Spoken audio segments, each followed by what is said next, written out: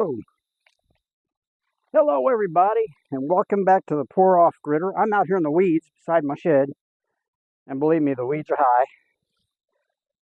To show you something that you got to take into consideration with being an off-gritter. Off-gritter, you would think that you've got all these solar panels, all these batteries, you're ready to go. There's a problem with that. Problem is, when you pour, like the Pour Off Gritter, you don't have all that money up front. I've built my solar panels from a four-panel kit all the way up to where I think I'm 8 now. It's still going to take a lot more. But the rest of that time, when that's not working, like late in the evenings, winter time, you've got to have other power sources. So if you see down here, there's 3. One's back there. It's exactly like the blue one there. They're portable generators. My first one, I believe, was that one. It worked great. Worked fantastic. We used it for about 2 years, but I think a neighbor got a hold of it because all of a sudden it started puffing out smoke, sputtering the whole bit, and it did have something in the gas when I took it apart. Now, I'm a small engine mechanic from way back. I couldn't get it going. I changed coils. I changed everything. It would not keep going. It would not go. Someday I'll get back into that. The generator portion is still good. Now, beside it, on the other side right here, is a newer one.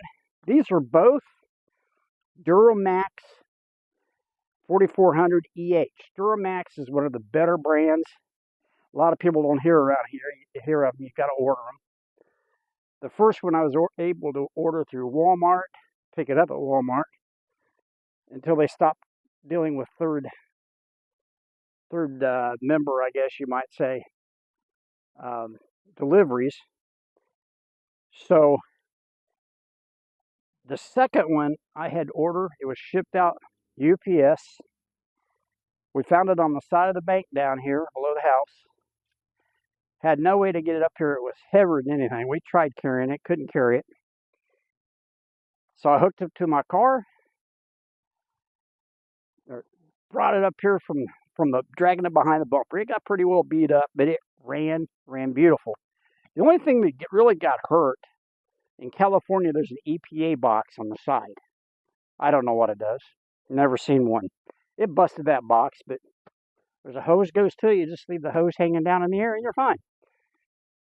But anyway, that one ran great. The generator's great. The motor's great, but I kept on having trouble with carburation. Duramax actually sent me another carburetor, which I haven't put on it yet. But before that, they sent me some other parts. None of them worked. There's a diaphragm-like thing on there for I forgot what they call it. It's like a regulator. Not really, but kind of like a regulator. But anyway, it had failed.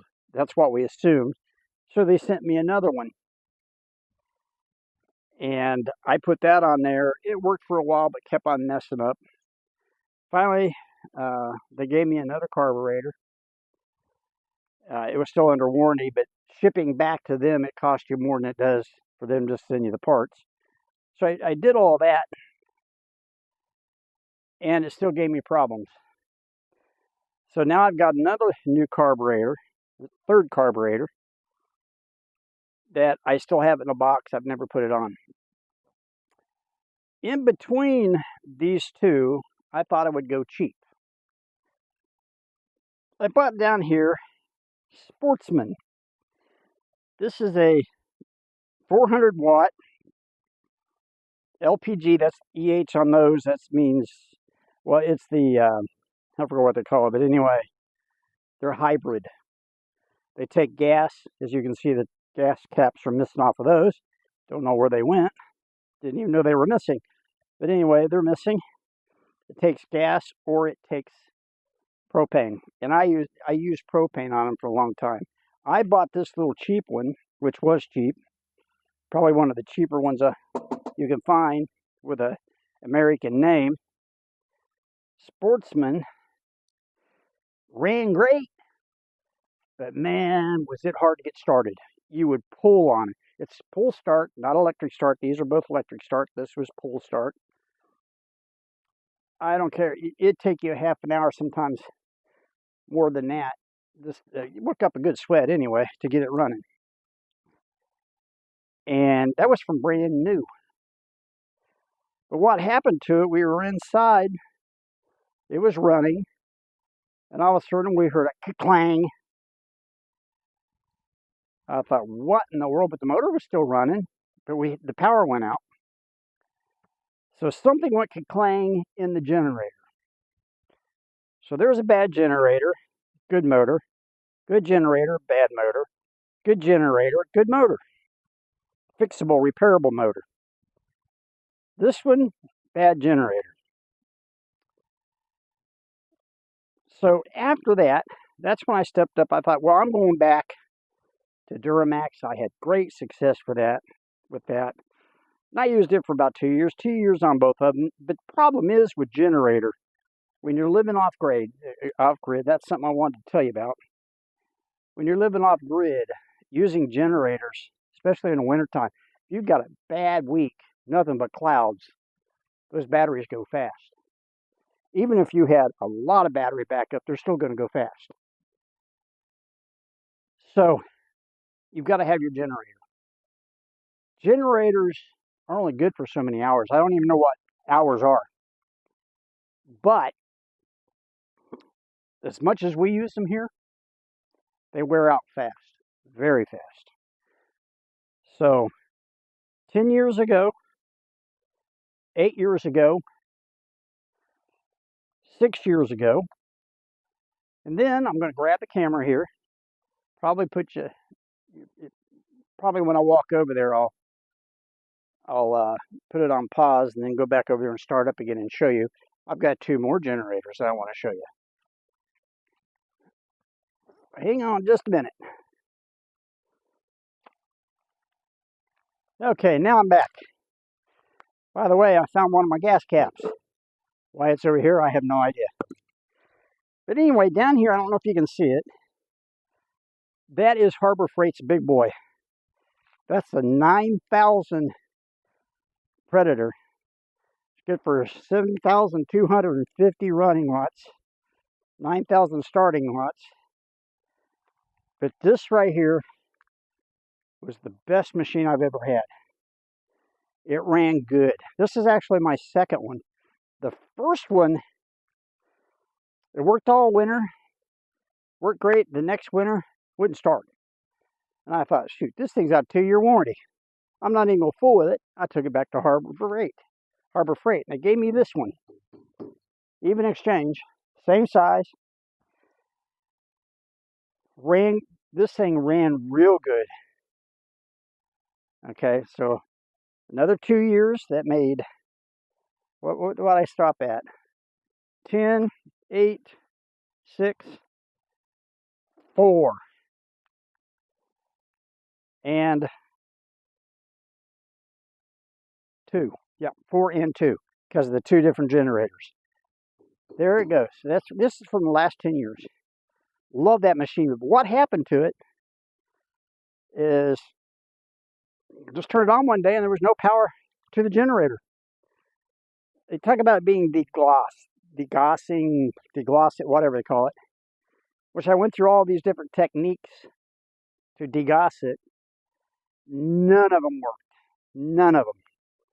I tried every trick in the book. I checked the brushes. The brushes are great. The generator sounds good. It's actually got some output, but just not over here. I checked the wiring. Everything's good. So somewhere in that, it has lost its magnetic field, they call it. Somewhere in the armature. I'm not sure. But I looked at it. I worked on it. And I thought, generator's above my head. The motor part, no problem. Generator, never worked on them. So I thought, well, I'm going to let that one go. So I guess it was 2 years ago. No, maybe it was a year ago. A year ago. I went and bought this. Don't know if you can see it. Another Predator. I stepped down from the 9,000 to the 6,500. One reason is the cost of the 9,000. I bought that one for, I think, was $750, somewhere around in there, a little bit less than $800. Now they're like $1,200. So financially, I stepped down. The other reason is I don't think I needed that much power. I never did need that much power. I don't think. I don't have that much running in here. So I went down, stepped down, and took the 6,500, 5,500 running watts. It runs perfect. Hadn't had a problem with it. Starts up usually on the first pull, maybe a half a pull past, which I think is fantastic. But I love this thing. And I was just looking because I have a microphone receiver hooked up and I couldn't see the black, but it's there. But anyway, love this thing. Starts up so easily. I bought a new plug, a new extension. This is a very, very heavy duty extension plug. It's only a foot long, but I think it's made for, yeah, it's generator adapter plug. It also has two more sockets you can come off of it, which I think that's a little bit over. And I bought me a new cord, very heavy duty cord, rated for the length. But generators are just like solar panels. You may have a 100-watt solar panel, it hooked up. By the time you feed it into your house, you're probably about like 700 watts or 70 watts instead of 100 watts. You lose so much. Generators lose so much too. Not as much, but they do lose. So that's one reason why I have it this close to the house. I would like to put it farther away from the house for the noise, but this is where I'm stuck to. Okay, so that kind of explains a little bit about the generators. This one, whew, I had to unload it by myself. I brought my car right over here, swung up the tailgate, which glass goes up, tailgate goes out. The only thing I could do was get it at an angle. I got it probably to an angle here. This was touching, this wasn't. Somewhere around in here. Got it out there halfway, and it got snagged on something, probably the bumper. But anyway, down it went in that small gap. Man, this thing, I forgot the weight on it. It weights, I think it's between 150, 200 pounds. It's very heavy. That may be that one. Too much for an old crippled guy like me to handle. But I worked with it for over an hour. And I finally got up here. I knocked my stand down twice. So after I got it up here, I had to boost up my stand, level it up, fix the roof, do all this stuff. So what turned into be an easy job, oh, by the way, I had to take it out of the box in the car. I think that's what got stuck because you can't get the bottom off. It has these little things, you know, the little legs sit down in the cardboard where they won't move. And I cut everything off except that bottom piece. If I remember right, that's what got caught, that piece of cardboard. But anyway, well, I should have been back the car up, unload it, be done. You know, 15, 20 minutes later, I got power. Took me over 2 hours to get this thing running. The biggest drawback I have with these Predators are these gas caps. I don't know if you can see that from this leg right here, but the gas cap is absolutely ridiculous. They're hard to get on. I mean, you have to mash the crap out of them to get them on, and then get them off. I've had to take pliers to them sometimes. They will not come off. So I just leave it on there, keep things from getting in it.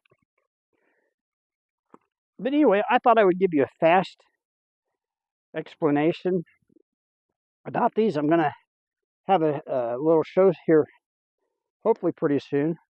I want to show maybe the kids, other people, the basics of solar, how solar works. We get our energy from the sun. I want to break that down. I've got a couple of solar panels I want to show, different sizes. But to understand off-gridding, A person has to understand power.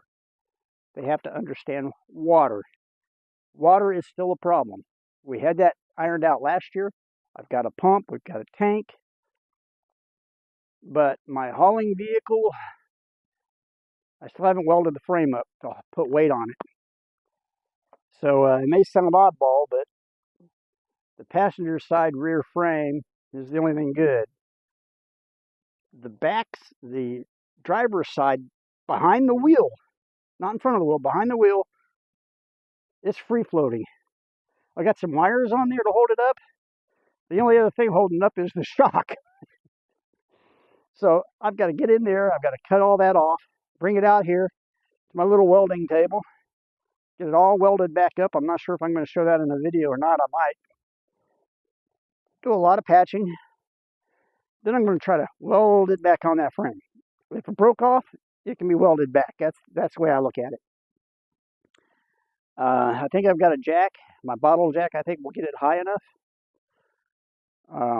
But once I get that back on there, maybe I can go and get some water. We still have the Jeep. I've got the trailer. But I don't think my Jeep will climb that hill. It might, but that Jeep's got some motor issues.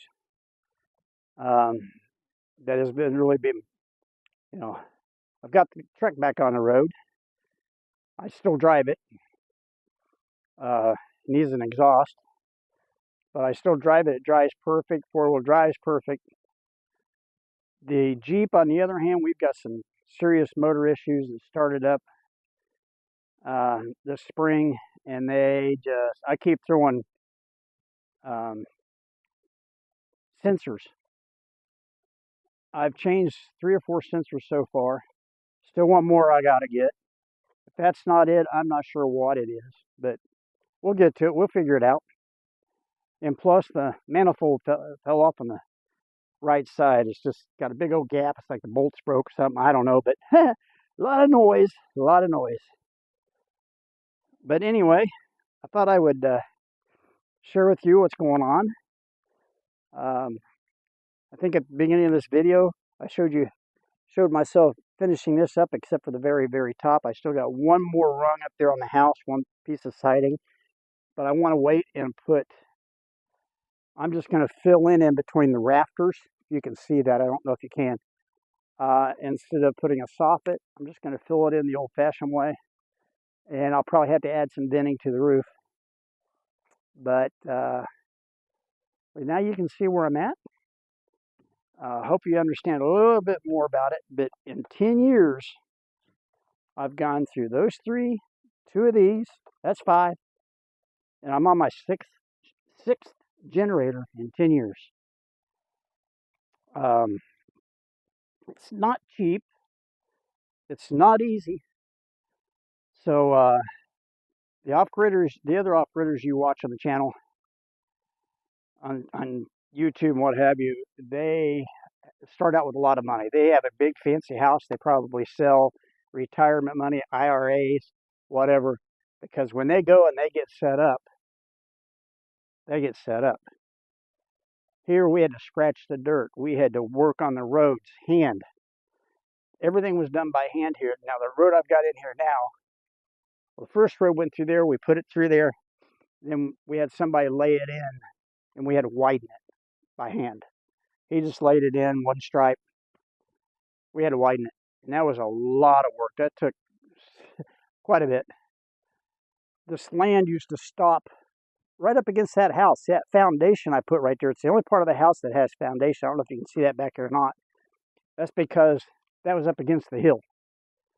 And it kind of swerved off back up this way. So you had some gap in there you could park just wide enough to put a car in there, and that was it. So there's been a lot of work. Some bulldozing done. I had one guy come in here and change the road for me. It's coming in from a different direction now. It's still steep. Still very steep. But we still have more bulldozing to do. It's a time-consuming project. Time-consuming.